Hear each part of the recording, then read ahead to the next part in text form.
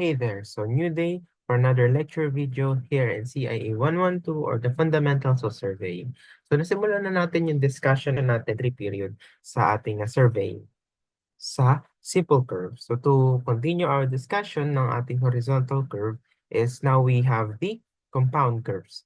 So pag sinabi natin compound curves, it consists of two or more consecutive simple curves. So binanggit dito, two or more consecutive simple curves. Okay? Yung isang compound curve is pwede siyang mabuo ng dalawang simple curve or more. So ano ba sir yung consecutive? Pag sinabi natin consecutive, ibig sabihin magkasunod or magkatabi. Okay? Having different radius. So different radius of course. So siyempre, pag naging magkamukha yung simple curve sa isang compound curve, di magiging simple curve na lang siya. Okay? But whose centers lie on the same side of the curve? So we have a compound curve. Ano? Yung first curve natin is ito po. Ano? Yan. And then yung second curve natin is ito. Okay. So yung ating center is yung center ng ating first simple curve is itong nasa point 1. And then nandito yung O sub 1 and O sub 2. Okay, so yan yung mga centers nila. And yung side na tinutukoy is ito. Nandito lang sa isang side. Okay? Likewise, any two consecutive curves must have a common tangent at their meeting point. So yung meeting point natin is itong point na ito. Okay, so later may elaborate natin ano ba yung point na yan. Okay, so yung tinatawag natin na common tangent po na ito is itong line na ito. Yan. Pakisundan lang yung ating cursor. Ayan po, ano. So, yung ibang mga symbol dito sa ating illustration is familiar na tayo because napasadahan na natin sa simple curve. So, may encounter ulit natin sila dito. So, particularly, we have PC o yung point of curvature. So, yung point of curvature is yung start pa rin ng ating curve, which is the same with the point of curvature ng ating simple curve, which is the start of. So, anyway, PC, point of curvature, ito po siya. And then, we have point of tangency pa rin or yung endpoint ng ating compound curves. Okay? We also have PI. So, yan yung nasa taas. Wherein yung PI is the intersections intersection ng ating tangents through PC and through PT. And now we have new point, okay, which is the PCC or the point of compound curvature. So, etong point of compound curvature is dito nagmi-meet yung ating simple curves. Ano? So yung first curve natin is from PC to PCC and then yung PCC to PT. So yung dalawang curve natin na yun is nagmi-meet dito sa PCC. Okay? So kung doon sa ating simple curve is isa lang yung degree of curve, now meron na tayong dalawa. Since dalawang simple curve, yung ina-analyze natin dito sa compound curve. Sir, po pwede bang maging tatlo yung ating compound curve? Sir, yes. Yes po, pwede po siyang maging tatlo, pwedeng apat, depende sa problem. But most of the examples and discussions dito sa compound curve is dalawa lang talaga. Okay? So, we now have the I sub 1 and I sub 2. Si I sub 1 is the angle of intersection ng ating first simple curve. Okay? Si I sub 1 is the angle na na-produce ng intersection ng T sub 1 na ito. And then nung T sub 2 sa portion na ito, ano, from dito sa point na to, papunta sa PCC. Ano? And then, pwede nyo ding sabihin na yung point po na ito, kung saan yung cursor natin, yan yung PI sub 1. Okay? Ibig sabihin, yan yung point of intersection ng simple curve number 1 or yung first simple curve. Okay? So, yung common tangent kasi na ito, ayan. So, later may formula po yan, ano? But based on our illustration, yung common tangent T natin na yan is just the sum of our T sub 1, itong portion na to. And then, yung portion na mula PCC papunta dito sa point na to, which is the PI sub 2. Okay po? So after D1, D2, degree of curve, I sub 1, I sub 2, angle of intersection of the simple curve. And i-refresh ko lang, I sub 1 and I sub 2 is just also the central curve ng ating simple curves. Okay? For T sub 1 and T sub 2, these are the tangent distances of each curve. So nabanggit ko na kanina kung ano yung mga T sub 1 and T sub 2. Okay? T sub 1 para sa full curve natin. And T sub 2 is of course para sa second simple curve. So since dalawa na nga po ang ating simple curve, dalawa na din yung length ng ating curve. Si L sub C1 is from PC to PCC, and then L sub C2 is from PCC to PT. Okay. Yung long chord natin is isa lang yung C, okay? C na malaki. Long chord of the compound curve, meaning ito po yung distance from the PC diretso sa PT. Okay? Pero meron pa rin tayong chord from PC to PCC, which is C sub 1, as you can see sa ating illustration. And then we have PCC to PT na chord. Ito po siya C sub 2. Okay? But take note that C is not equal to C sub 1 plus C sub 2. Dahil kung titingnan nyo sa illustration, yan ay triangle po. Okay? So may mga example tayo paano nasusolve yan if nire-require ng problem. So most of the time, ang gagamitin natin dyan is sine law, cosine law. Okay po.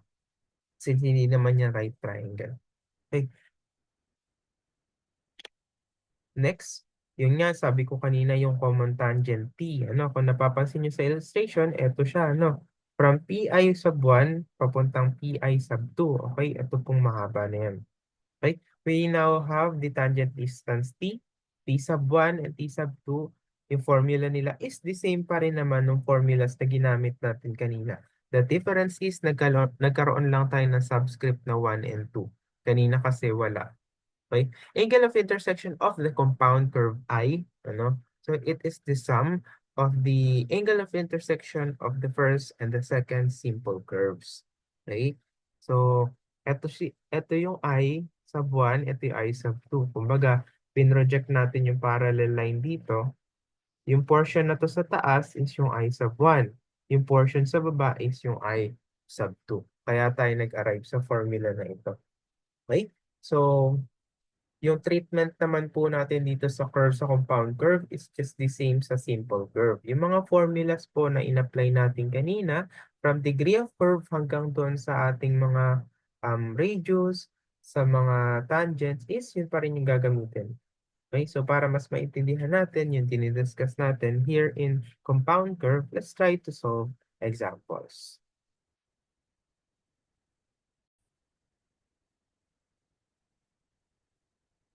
Okay, we have an example here. A compound curve has the following characteristics. So binigyan po tayo dito ng dalawang angle of intersection and then binigyan din tayo ng stationing at PC which is 10 plus 420.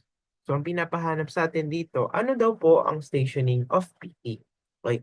So dito, pag nagsosolve tayo ng compound curve, ganun pa din. Kailangan din natin ng illustration. So para guide natin to solve the required quantities ng ating problem. So first, pwede naman natin hindi muna i-drawing. So mag-compute muna tayo ng values. So bakit natin gagawin yun? Kasi syempre hindi natin alam, hindi tayo sigurado kung ano ba yung mas malaki na radius, yung first curve ba o yung second. So paano natin malalaman yun? Of course, by using formulas para makapag-solve tayo ng values. So first of all, ang pwede nating mahanap dyan since given yung dalawang degree of curve natin is yung pagkuha ng ating radius.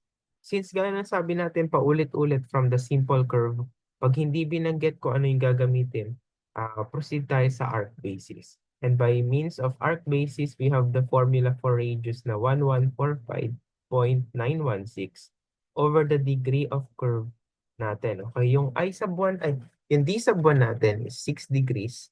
So, idiretso na natin yan. So, we have 190.986 meters. Okay. For the next radius natin, radius na second simple curve, we have 1145.916 over yung degree of curve na 4. Ito ay equal sa 286.479 meters. Okay? So ngayon, meron na tayong R sub 1 and R sub 2. Ano? So ngayon, pwede nating ma-visualize na kung ano ba yung mas mahabang radius, yung first simple curve ba o yung second. By means of these values, nalaman natin na mas malaki pala yung curve nung second simple curve. Okay? Kung i-drawing po natin siya, pwede natin siya i-drawing ng papaganito. Okay? Try natin siyang i-illustrate. So after natin i-solve yung ating radius, so syempre alam na natin yung radius, try din natin kuhain yung tangent. Ano? So ganun pa rin, we have r sub 1 tangent ng I sub 1 over 2.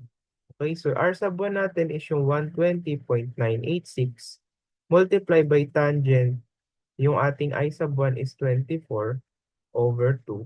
Yan ay equal sa 40.595 meters. And then T sub 2 is equal to, so R sub 2 lang yan, we have 286.479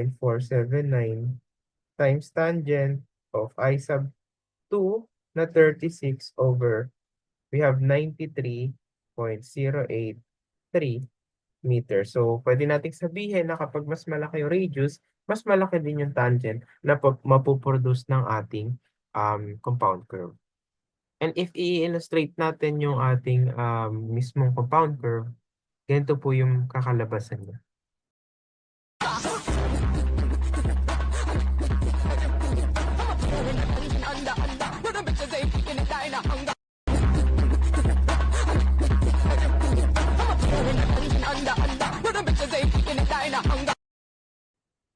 So as you can see, meron na tayong illustration. Ano? So, syempre, itong unang curve na pula, ito, yan.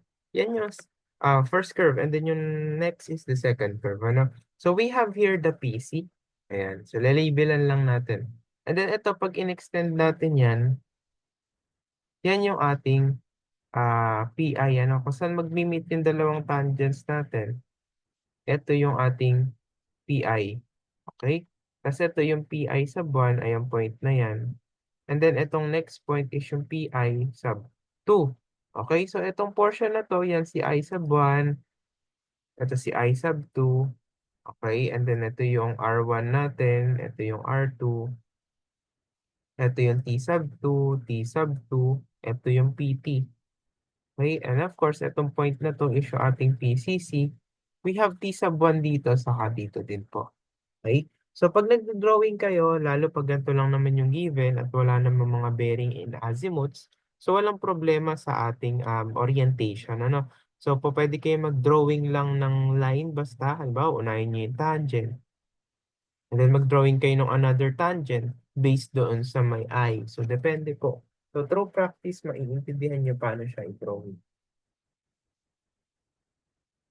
So ang pinapahanap sa atin dito is yung ating stationing at PT.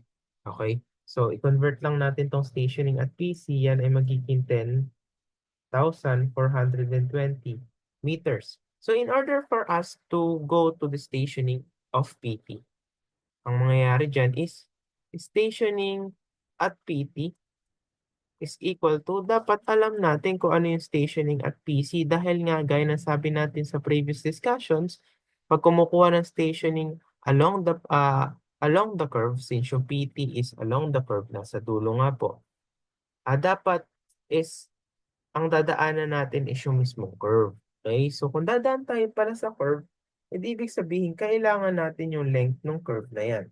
So in order for us to get the stationing at PT, yung stationing at PC, ayan po, yung mula dito, is dapat dagdagan natin ng stationing, o yung dagdagan natin ng length of the curve 1 plus length of the curve 2.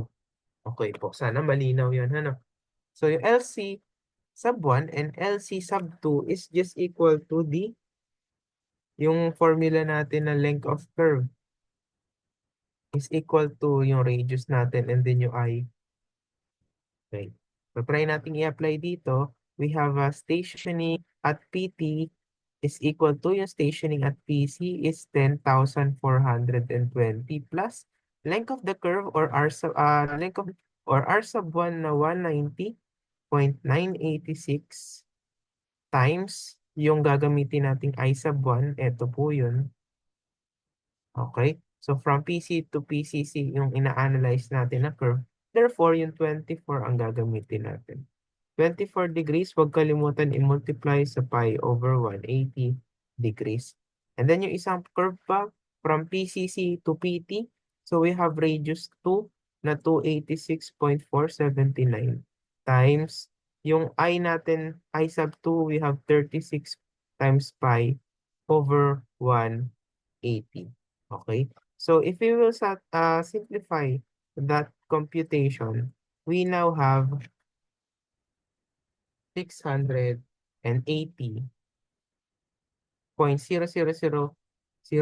apat na 0, plus 9. Pero pa pwede na natin yan isagot. Meter, or sulat natin ng 10 plus 6, 8. So therefore, now we have the answer for our example here in compound term. 10 plus 680.